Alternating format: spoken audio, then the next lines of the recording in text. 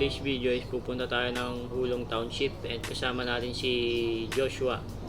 Dito ako ngayon sa may Family Marts malapit sa dorm namin. Dito na lang kami nagkita. At hindi nga namin kasama si Erking TV sa biyahe gawa ng nilagnat siya. Dahil na rin siguro sa panahon na sobrang init tapos biglang uulan.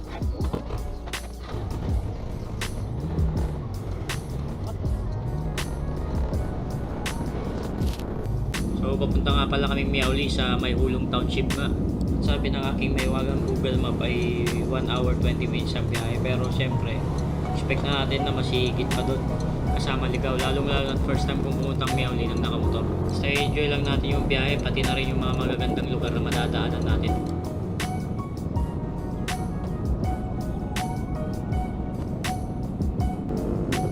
Dito nga pala kami sa may Taiwan Boulevard, dire-diretso lang ito papuntang Sialo. So hindi naman nakakalito yung daan papuntang Miauli kasi dire-diretsong freeway yung daanan.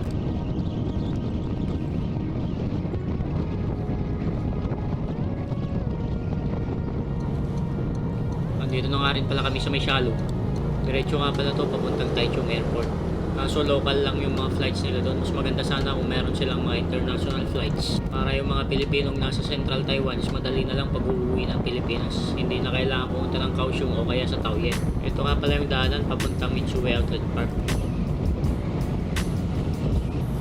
Yun sexy naman ni ate. Yung Mitsui nga pala, mall siya na nasa tabing dagat at halos lahat ng bilihin doon is branded and naka-sale. Ilalagay ko sa description yung address and yung bus papuntang Mitsui Outlet Park para in case na gusto nyo pumunta ron, meron kayong idea sa sasakyan at bababaan. Hindi na kasi tayo aabot doon gawa na liligo na tayo sa may freeway papuntang Highway 61. Yung dinadaanan pala namin ngayon, yan yung tinatawag nilang freeway. Para din lang talaga siyang expressway na hindi pwedeng pumasok ang mga maliliit na displacement na motor sa gitna. Yung flyover na yan nga pala, yan yung pinaka-expressway nila rito sa Taiwan. Tignan mo yung train, yan pa lang yung train na diuling. Ayun.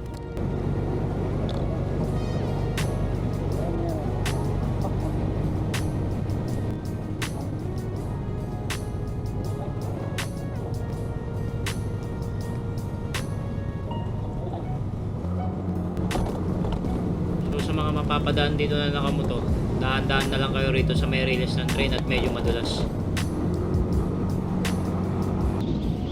Kakalagpas lang namin ng Gaume Wetlands. So yung Gaume nga pala is isa ring sikat na pasyalan dito sa Taichung. Dahan na lang siguro kami mamayang pauwi pagka may oras pa.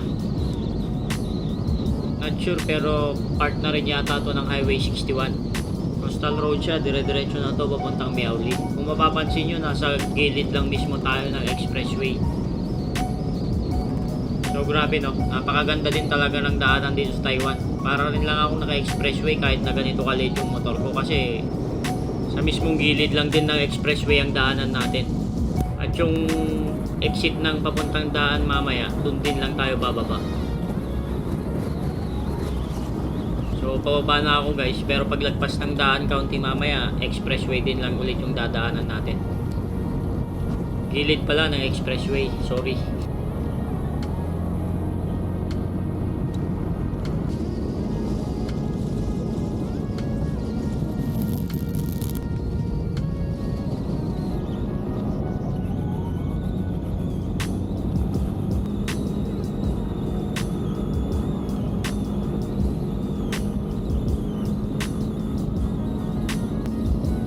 Napakaganda talaga ng daanan guys, hindi ka magsasawang magmaneho.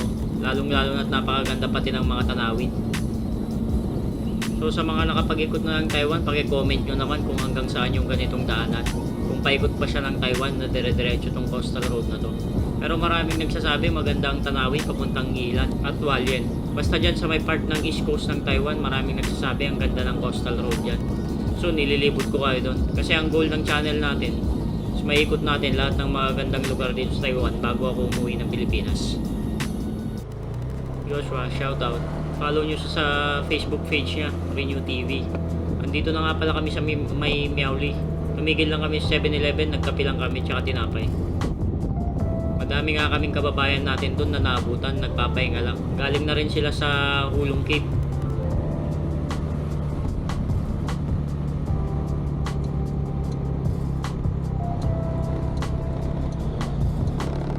nasa may freeway ulit kami. Pero coastal road pa rin siya, nakikita pa rin yung dagat. Malapit na rin pala kami sa may Hulong. Dalawa nga pala yung daanan papuntang Hulong Cave. Pwedeng dumaan sa may paanan ng bundok. Pero mas pinili naming dumaan dito sa may coastal road para dire-diretso at mas maluwag yung daan.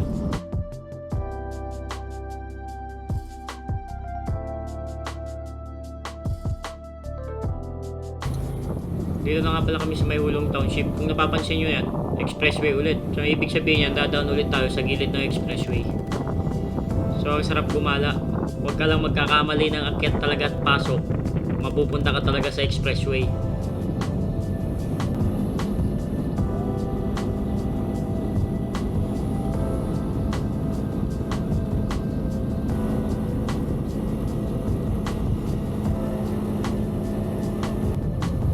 Nandito na rin tayo guys. So samahan nyo kami sa paglilibot namin dun mamaya.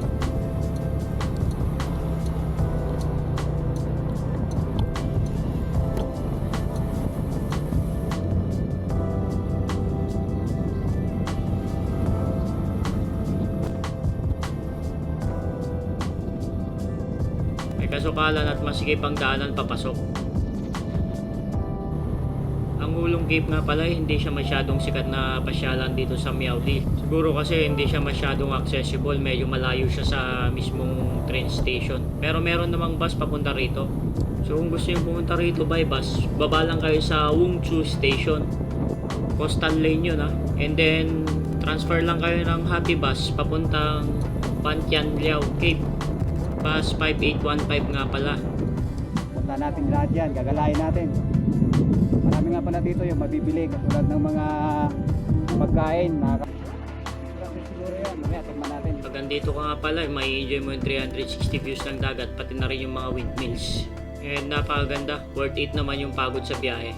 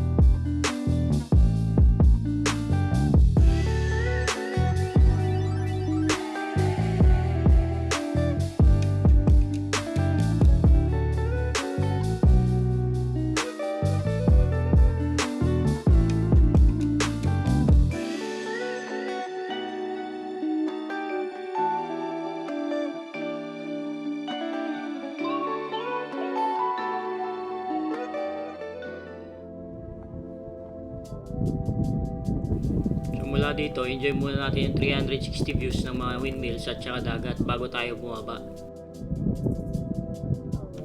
Isa din siguro sa dahilan yung mga windmills na yan kung bakit mura ang kuryente dito sa Taiwan. Kasi mula Hsinchu hanggang Kaohsiung, kung hindi ako nagkakamali, punong-puno ng windmills. Basta sa may west part ng Taiwan.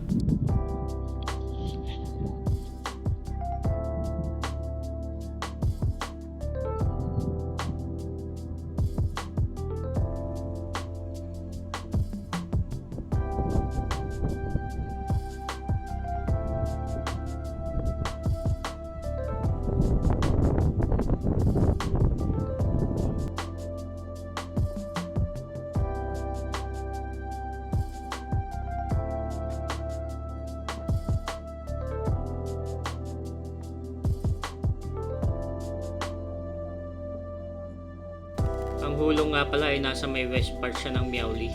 So hindi ko alam kung anong makikita natin sa baba. Pero sabi ng Chekwa kanina, pwede daw bumaba para mas makita ng malapitan yung coastal lane ng train. So, may barikada rito. Sabi ng Chekwa kanina hindi pwedeng pumasok dyan. May multa raw. At ginamit ito ng mga rogue bandalan daw dati. Ibig sabihin mga Japanese. Siguro ginamit nila dati sa gera.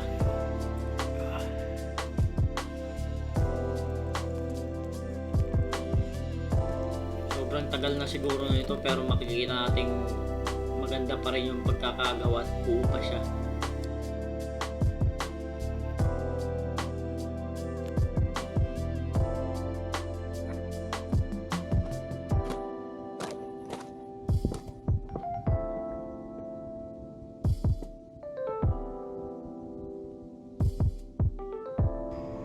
At ayun na nga yung coastal lane. At hindi rin ako nakasubok pang sumakay sa train na ang daanan ay sa may tabing dagat.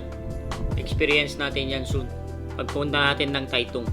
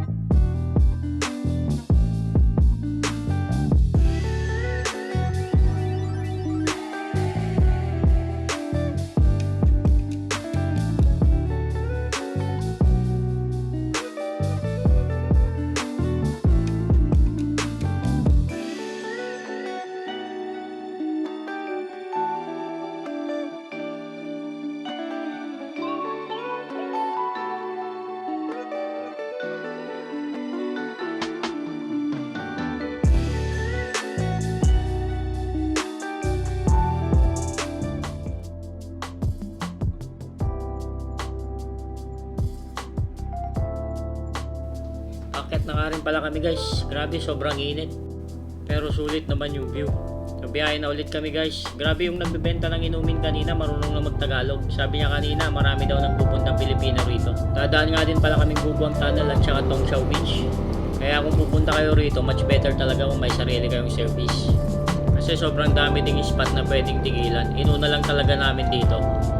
So dito ko na rin tatapusin tong video na to.